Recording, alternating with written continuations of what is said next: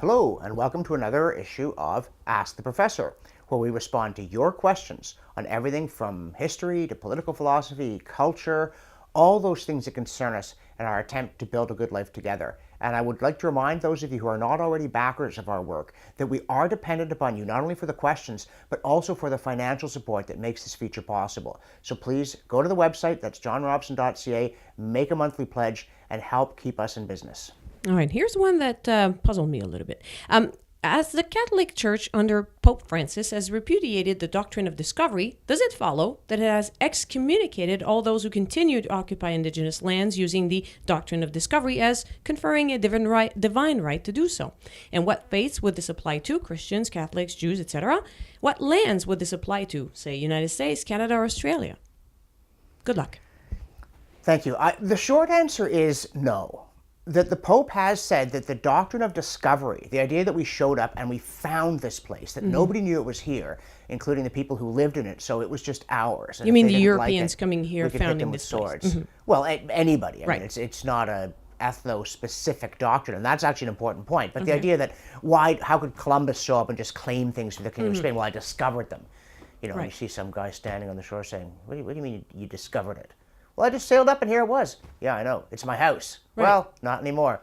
And so the Pope has pointed out that this was not a very nice way to proceed and that it doesn't give legal title to a piece of land.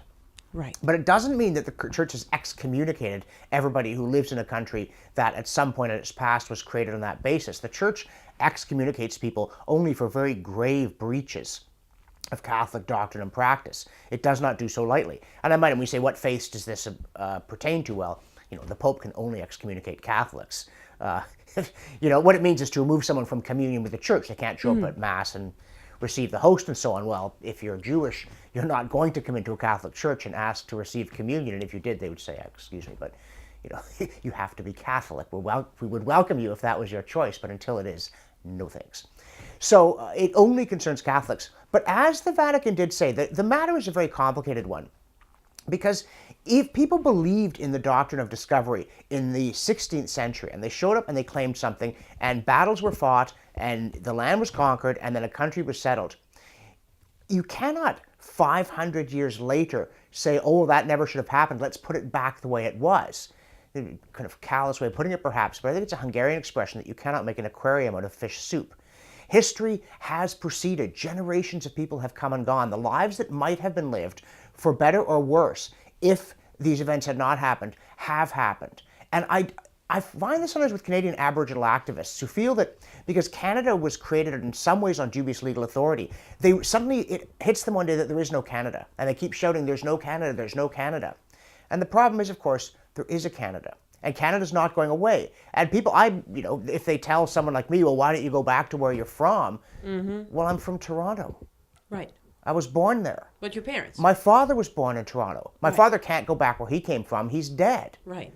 But in any case, somebody else is there. And it goes deeper. Because when you look at the patterns of Aboriginal habitation in North America, when Europeans show up and start writing this stuff down, this is not something that was decreed from time immemorial. In fact, there's an episode where Joe Gosnell Sr. of the Nisga'a Nation said to Pierre Trudeau Sr. that the Nisga'a took the view that the Creator had put us on this land. And Trudeau responded with one of his better bon mots, in my opinion. He said, going back to the Creator doesn't help us very much, does it? I mean, did he put a line on the mountains and say your land is here and their land is there? Aboriginal tribes took land from one another by precisely the doctrine of conquest that is implied in the Doctrine of Discovery that is now so deplored. If the people who now live in Canada have no right to be here because of a flawed title at the beginning, the people they displaced also have no right to be here because they took the land in exactly the same way. There are many generations of wrongdoing, of war, of arguments about who started it that can go back before any attempt at a historical record. Or Cain How and do you Abel, disentangle all that? Yeah, I mean, it goes back to the very beginning. That's in Genesis, isn't it? Well, some If say you so. believe that. Other people say that the Creator placed the Aboriginals on Turtle Island, that there was somehow a separate creation of one race here and another race there. This sort of thing does not lead us anywhere that we want to go. It's impossible to disentangle, but we do know this. When Jacques Cartier came, there were Aboriginal tribes living in particular areas that were very different when Champlain came, 70-odd years later. So does that mean if the Iroquois or the Mohawks get back the land they claim is theirs, they then have to give it to the Hurons? We are not just in deep water here, we are in water where there is no bottom. What you need to do is to try to create a just political order in the present. If people's ancestors were wronged in discernible ways, they are entitled as individuals to compensation for the wrong done. But nobody has a right to have history reversed, because that is not within our power. There is no way to go back to 1491 and sink Columbus's ships. There is simply no possibility of undoing the past, and Pope Francis doesn't think there is. He's interested in justice. He's not interested in time travel. And that must be the concern of all of us. The 21st century modernity, with which I have a great many complaints, by the way, has engulfed everybody. I can't go back to medieval Europe, and Aboriginals cannot go back to pre-European contact, even if they were right that in many ways that life was better. I suspect most of us would fare very poorly without the gadgets on which we depend, but that's not really relevant, because one of the gadgets we don't have is that time-traveling DeLorean that Doc Brown never actually invented. That was just a movie. So even if the Doctrine of Discovery was wrong, Canada exists, and most of the people who live here now are not guilty of any historical wrong because of events that happened in the 16th century or the 17th or the 18th. Even living in this place does not make them guilty. They're not accomplices in a grand historical crime, nor are the Aboriginals entirely innocent. If you look at early records of what happened in the Americas, you see that they were prone to warfare, torture of women and children. There was cannibalism. There were all kinds of things that utterly disrupt any narrative of them as entirely innocent and wronged.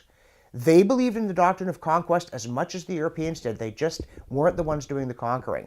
And what we must do in our own time is be just in our own time. We cannot change the past. We can learn from it. We can compensate for specific wrongs. But the idea that because something shouldn't have happened in the 16th century, we should now be abolishing nations, engaging in forced mass migrations, or even excommunicating people, is to fail to grasp that the arrow of time runs in one direction only, and sufficient unto the day is the evil thereof. Our duty is to be just in the present, and it is more than enough to keep us fully occupied. What always gets me about these questions is, what do you do with people like me who have about 1/16th Huron blood? Do I excommunicate only part of me? Does part of me gets to stay here? Yeah, your leg gets Which some part? land. Yeah. Mm-hmm. Woohoo. You can't make an aquarium out of fish soup. Right.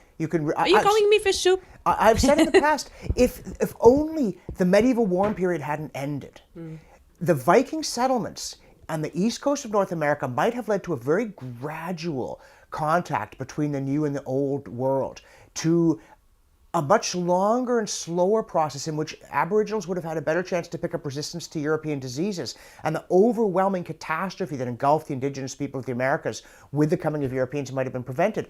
But nobody can stop the medieval warm period from ending. They couldn't have stopped it in 1250. They certainly can't stop it in 2017, and it is engaging in harmful fantasy to suppose that we can undo history because parts of it are not to our liking. All right. Well, I hope that answers the question. Thanks for giving it your best shot. And folks, if you would like to play the game and ask your question of the professor, please go to the URL on your screen, and everything there will be explained. Thanks, and see you next time.